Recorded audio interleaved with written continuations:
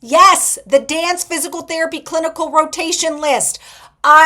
This is one of the most common questions. What are the dance physical therapy clinical rotations? I'm not going to be making these from scratch. I'm getting them from the Performing Arts Special Interest Group. They create a list and they're the ones who are updating it. So I'm just sharing the resource that they make. It's a wonderful service, a thing that they provide. And I think this list just needs to be accessible on all platforms. So this is me just spreading the word of this information. Keep in mind, there are limited clinical rotations specifically focusing on dance.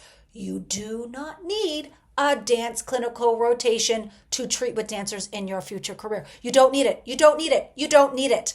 You don't.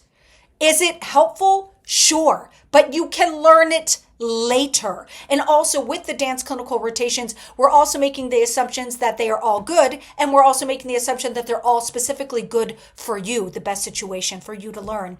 If anything, my top recommendation, yes, of course, apply for the dance clinical rotations, but my top recommendation is when you're looking at clinicals, make sure it's the setting you would want. This would be orthopedic if we're talking about dance PT, and then look up the clinical instructor.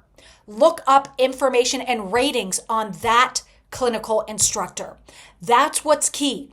I believe you can go through FSBPT, and that's where you can find information. You can also just Google it as well and start finding lists or like some major lists where that is available, because there are clinical instructor ratings out there that can absolutely direct you in that way. I did not do that myself. I had a classmate who did that years ago. It was so brilliant of her, and I to this day wish I had done that. Her clinical rotations went superbly because she really put all her energy not on necessarily the setting, I mean a little bit, but really her emphasis was on her instructor. So that's where I recommend you put in your energy.